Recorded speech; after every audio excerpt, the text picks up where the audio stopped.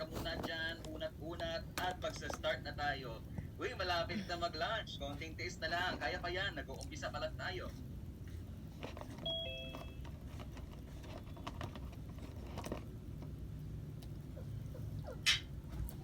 Alright, my friend, welcome sa ating major topic sa urinalysis, and that is the chemical examination of urine.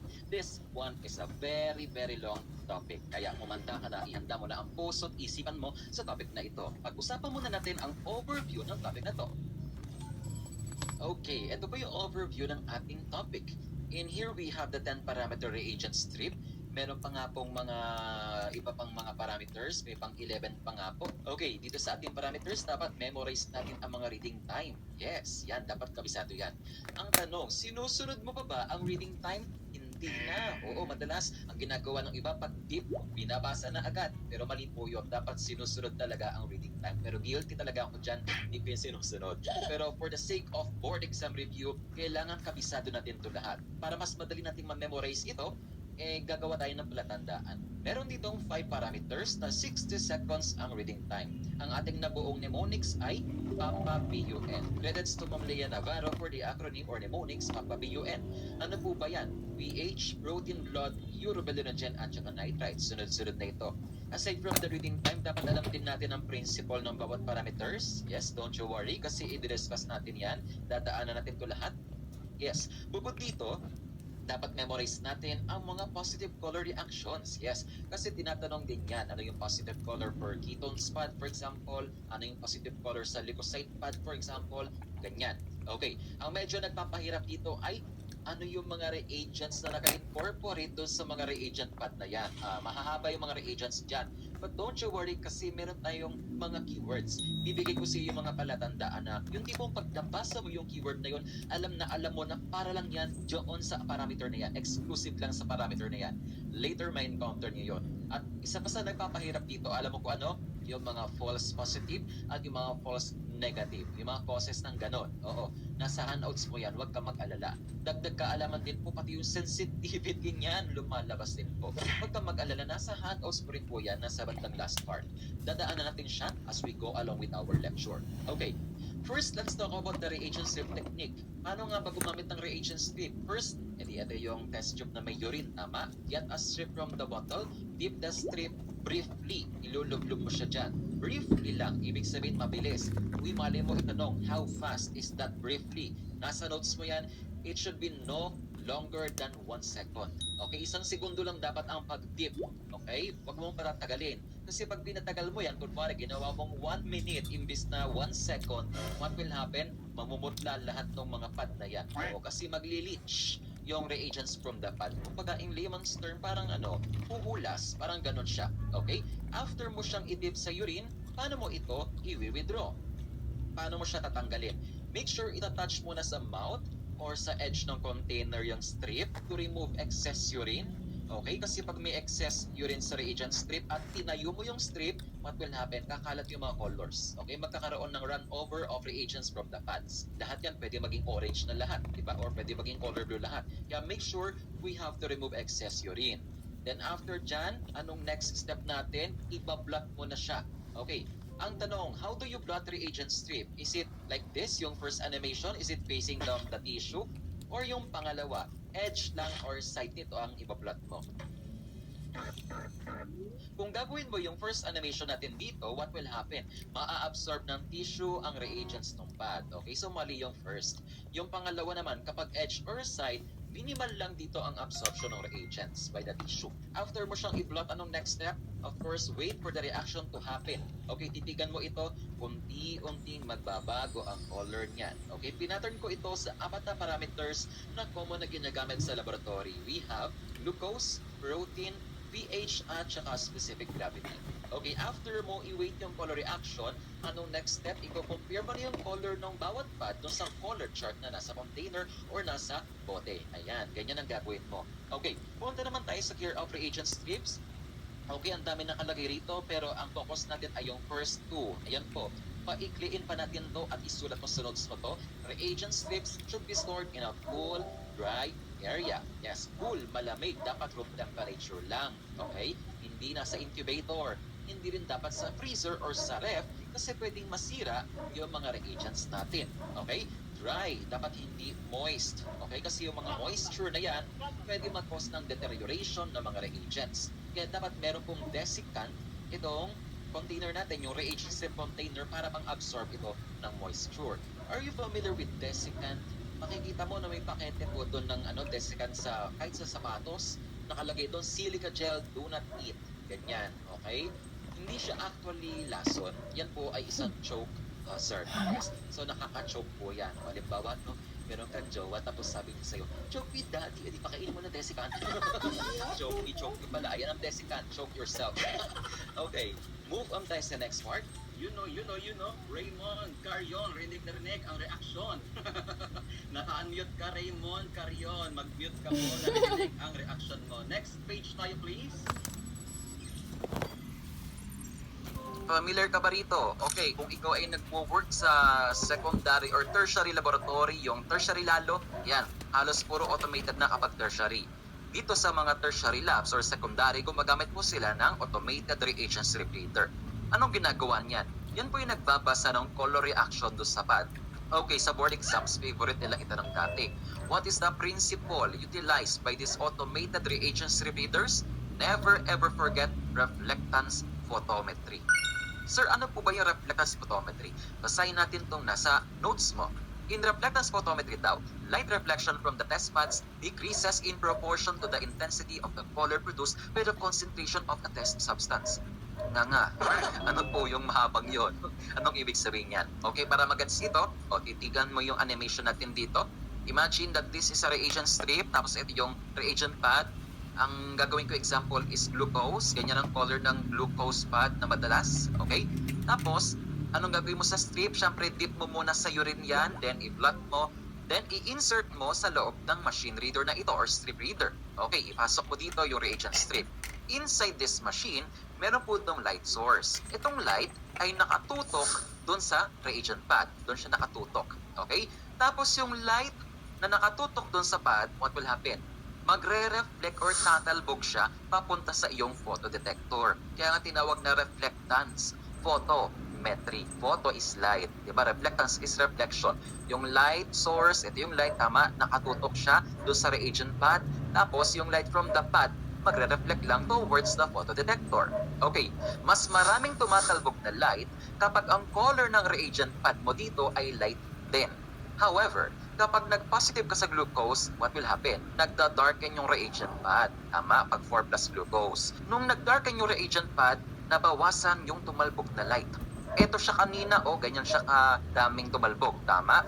Nung nag-darken yung color ng pad, yung light reflection nabawasan. Okay? Ganon siya. So in other words, ganito, the lighter the color of the pad, the greater the light reflection. Tama? And the darker the color of the pad, the lesser the light reflection. Ganun lang, magpabaliktad lang siya. Kalimutan mo na yung mga pinagsasabi kong yan. Huwag mo lang kalilimutan itong principle ng automated strip readers in general. Ano yon? It's the reflectance photometry. Panilawanag ko lang sa iyo kung ano ba ang nagaganap dyan. Okay? Okay, let's begin with our first parameter and that is specific gravity. Etong specific grav ay synonymous to the word density. In layman's term, pag sinabing dense, kumbaga parang siksik, liglig, marami siyang laman. Basahin natin yung second statement. This is influenced by the number and size of particles in a solution. Para magets natin itong mga statements here, magbigay tayo ng example. Kunwari naka-receive ka raw ng dalawang urine specimen from patient A tsaka kay patient B. Si patient A, healthy living po yan. She drinks a lot of water, puro fruits and vegetables lang kinakain, kaya ang ihi niya, ganyan, light yellow, tapos marami pa. Okay? Si patient B naman ay kabaliktaran ni patient A. Si patient B, puro soft drinks, puro chicheria, ouch, natatamaan yung isa dyan, boom. Ang ihi palagi na lang dark ang color at kakaunti lang ang volume. Simple lang naman ang tanong ko sa iyo, my friend. Which one do you think has higher urine-specific gravity? Is it patient A or patient B? B. Tinatanong pa ba yan? Of course, si patient B. Tingnan mo, masyadong concentrated, dense. Mataas ang specific gravity niyan. Okay? Next na tayo. Pakisulat po yung dapat isulat. Majority nasa handouts mo na. Remember, ang normal urine specific gravity depends on your hydration status. If you are well hydrated, nasa mababang range yan, and vice versa. Using random specimen, ang range is around 1.003 to 1.035. This is derived from Henry. Sa stress kasi, 1.002. Ang tanong, sir, nakaka-encounter po ba tayo ng urine-specific gravity non less than 1.003 normally? Hindi raw yan urine. Except in one condition. That is in DI or diabetes insipidus. According to Henry ulit, in DI daw, urine-specific gravity reaches as low as 1.001 but never ever flat 1. Why did I say so? Kasi kapag ang isang liquid ay may specific gravity na 1.000, ano po yun? Tubig lang po yan, beshi. Wala pong tao na umiihi ng pure water lang. Aba kung water lang yung iniihi mo, pwede mo ulit ang inumin. So lalabas, inom, ihe, inom, ihe, inom, ihe, inom, ihe. Hindi ka mauuhaw kahit kailan kasi ikaw mismo ang water supply. Bottomless yarn, that will never ever happen, okay? Ang pinakamababang kayang maproduce is 1.001. Yun ay kung meron kang insipidus. Ang tanong, sir, nakaka-encounter po ba tayo ng urine SG na more than 1.014 normally? Hindi rin. Except kung may radiographic dye dun sa specimen. Nice to know. Hindi ito pang medtech, pang radtech po ito. Ano nga ba yung radiographic dye? Ito ay ini-infuse sa isang pasyenteng i-X-ray. For what purpose? Para mas maging sharp ang image ng X-ray. O, tignan mo yung picture dito. Sa left side, ito yung walang contrast dye. Sa right side yung meron. Can you notice the difference? O, mas sharp yung nasa right side, yung may contrast dye. Okay? And this radiographic dye has high molecular weight that can affect your urine-specific gravity reading, especially when using refractometer. To solve for that problem, use reagent strip. Okay? Meron tayong tatlong terms here, iso, hypo, and hyperstenuria. Ano sir, ano yung mga stenuria na yan? Okay, himayin natin. Especially itong isostenuria. Okay, mabilisan lang po. Himayin natin ang salitang isostenuria. Meron siyang prefix na iso. Ano po ba yung ibig sabihin ng iso? It means the same or equal or identical. Sa Tagalog, parehas or pareho. Sabi daw in isostenuria, urine-specific gravity is equal to 1.010. Tama? Eh sir, ang tanong ko, saan po nagmula yung 1.010 na yon? That is derived from the glomerular filtrate. Tama? Anong SG niyan? 1.010. Normally, itong glomerular filtrate SG ay naa-alter yan as it passes through the tubules because of the reabsorption at secretion. Pero kapag hindi na bago yan, from the filtrate, lumabas na yun as urine at nung mineasure mo yung SG ay 1.010 pa din, kamukha niya yung SG ng filtrate, ang tawag dyan ay isostenuria. Urine-specific gravity is equal to the specific gravity of the glomerular filtrate. The same sila, kaya isostenuria. Ay sir, nagets ko, iso is the same, urea is urine.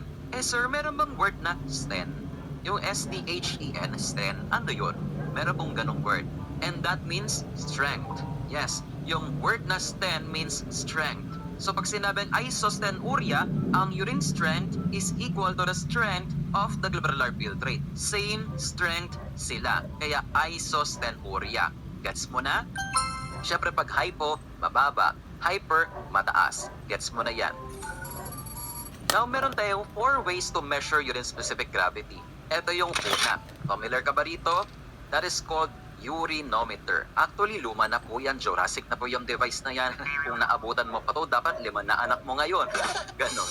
How do we use this instrument? Okay, ito yung ating container at ito naman yung urinometer. Ito yung nagfo-float. First, maglagay muna tayo dito ng urine sa container. 10 to 15 ml po yon. Then, how do we insert this instrument? Dapat ini-spin po siya. Okay? Dapat spin. Ganon. Then, after that, pag na-insert mo na sa container, this urinometer should not touch the sides and the bottom of the container. Medyo maarte itong device na ito. Pag nangyari yun, inaccurate na ang reading mo, you have to repeat the procedure. Then, after this, kung tama naman yung pag-insert mo, magfo-float po yan. Then, meron ditong reading scale. Pag pinalaki, ganito siya. At ang reading mo rito ay sa lower or sa bottom of the meniscus. That's how we use a urinometer. Anyway, this is also called hydrometer. And this is calibrated usually at 20 degrees Celsius. You can change the calibration temp, it's up to you. Pero ang usual or madalas ay 20 degrees Celsius. But remember my friend na ang ihi minsan mas mainit pa sa 20 na yan lalo kung freshly collected or pwedeng mas malamig pa sa 20. Therefore, pwedeng maapektuhan ang reading mo dito depende sa urine temperature. We have to correct for that. At ito yung mga factors natin. Madali lang naman to. Subtract 0.001 for every 3 degrees Celsius na ang specimen mo is below calibration temp at mag-a-add ka naman kung above calibration temp. Sir, ano pong ibig sabihin nun? Kunwari urine ito. Ang temperature ng urine is 23 degrees Celsius. Uy, 23! Above 20, tama? Anong gagawin mo? Mag-a-add ka ng 0.001 sa reading mo. Ganon. Kunwari itong ihi naman na to ay 17 degrees Celsius lang. Uy, below 20 siya, tama? Ang gagawin mo, mag-subtract ka ng 0.001 sa iyong urinometer reading. Paikliin pa natin. Kapag warmer than 20, add. Tama. Kapag colder than 20 degrees, subtract dun sa iyong reading. Okay, ganun po yun ha. Aside from temperature correction, we also have correction for glucose and protein. And for this, always subtract. Naka-highlight ito o alam mo na ibig sabihin kung highlighted yan. For every 1 gram per DL ng glucose, subtract 0.004 sa iyong reading. Sa protein, 0.003 for every 1 gram per DL. Merong disadvantage itong instrument na ito. Ano yun, sir? This one requires large urine volume. Tingnan mo tong container o balikan natin. Ang laki ng container, therefore maraming ihida ng kailangan. How much? It's around 10 to 15 ml. If you will choose between the two, piliin mo ang 15 ml. Kung i-average, it's 12 ml. You can use potassium sulfate solution pang-calibrate ng iyong urinometer. Dapat ang reading dyan is 1.015 using that solution. Kaya lang sir, minsan ang pasyente kakaunti lang po yung ihi, kunwari 5 ml lang. Hindi umabot do sa required urine volume. Eh paano yun sir? Eh di gumamit ka nito. This is called the refractometer.